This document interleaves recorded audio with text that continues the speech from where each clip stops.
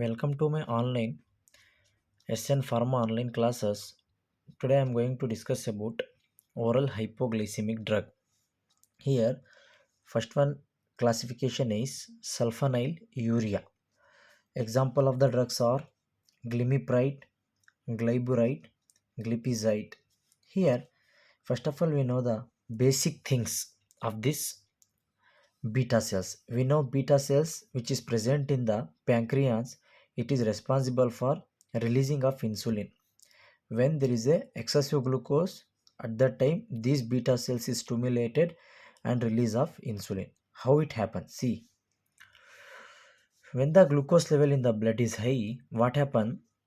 The glucose goes inside the beta cell and it is metabolized and converted into ATP. Here, at the same time, there is a ATP sensitive potassium channel is present over the surface of the beta cells, which result in the influx of potassium inside the beta cell take place. What happen here? When the ATP's concentration is more and more and more, automatically what happen? There is a blocking of ATP sensitive potassium channel, which result no influx of potassium inside the beta cell. This result opening of calcium channel, which result influx of calcium inside the beta cells. When it is happen, when potassium channel is blocked, if there is no entry of potassium, at that time only there is a opening of calcium channel and entry of calcium take place. This result, this calcium which is fused with the vesicles which contains the insulin, the vesicle which contains the insulin which is fused with the calcium responsible for release of insulin. This is about the beta cell. Here, these sulfonylurea, nothing but glimepiride, glyburide, glipizide, these drugs, they block the potassium, ATP sensitive potassium channel. Means there is no influx of potassium inside the cell. Automatically what happens? Leads to opening of calcium channel and more calcium influx take place which fluidize the vesicles result in the release of insulin inside the from the beta cells to the systemic circulation take place. This is about sulfonylurea. Here side effects are hypoglycemia, weight gain. Second drug is glenite. The action of these glenite drugs is same as sulfonylurea, but only one different is the binding side is different and the different kinetic rate. Hence, and it is the more rapid onset and short duration of action. Examples are netaglinite, ripaglinite. Side effects are weight gain and hypoglycemia. This is about glenite. Next one is bioguanides. Here, the exact mechanism of this bioguanide is unknown. But the main action of this bioguanide is they reduce the hepatic glucose production in the liver. Nothing but hepatic, nothing but liver. They reduce the production of glucose in the liver, which result it slows the intestinal absorption of glucose and it increases the insulin sensitivity. If the sensitivity of the insulin is increases, automatically what happens? The receptors is activated and opening of the glucose channels and increases the uptake of glucose, called as enhancing the peripheral glucose uptake. समझ में आया?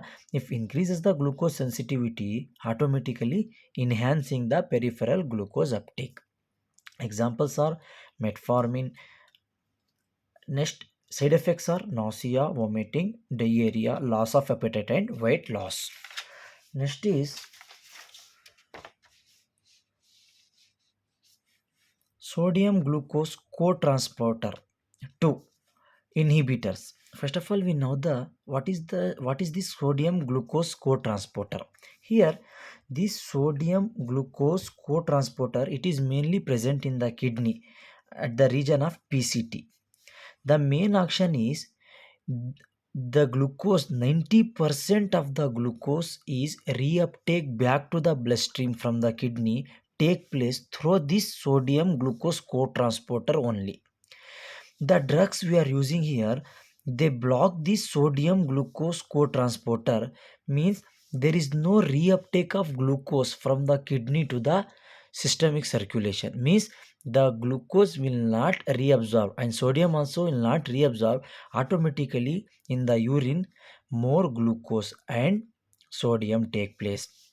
One drawback is, if the sodium is more in the urine, automatically there is a reduction in the blood pressure due to the no reuptake and more excretion of sodium in the urine leads to reduction in the blood pressure and weight loss. Drugs are canagliflozin and dapagliflozin. Side effects are thirst, urine increases the urination and increases the risk of urinary tract infection. And next one is alpha glucosidase inhibitor. Here drug examples are acarbose and miglitol. Here this alpha glucosidase is a enzyme which is mainly present in the brush border of intestine. See, this is the structure of brush border. Here this alpha glucosidase enzyme is present. The main role of this alpha glucosidase is the conversion of carbohydrate into the glucose. Here, if the drug if block this alpha glucosidase, nothing but there is no conversion of glucose, which result there is a what happened, there is a slow or delayed the glucose absorption and result in the decreases in the glucose level. Next is last one is thiazolidinediones. Here these drugs they mainly activated a receptor called as PPAR, peroximal proliferator activator receptor. See, this receptor, when these drugs bind to this receptor is activated and it is bind to DNA. Once it bind to DNA, which result it it trigger the encoding protein which is responsible for regulate the glucose and lipid. These result in the increases the insulin sensitivity. Once there is a increases in the insulin sensitivity, automatically we know the utilization of glucose is more and inhibit the liver glucose production. This finally leads to decreases the glucose level in the blood. Examples are pioglitazone and rosiglitazone. Side effects are increases the HDL level and peripheral edema and hepatic toxicity. These are all about oral hypoglycemic drug classification.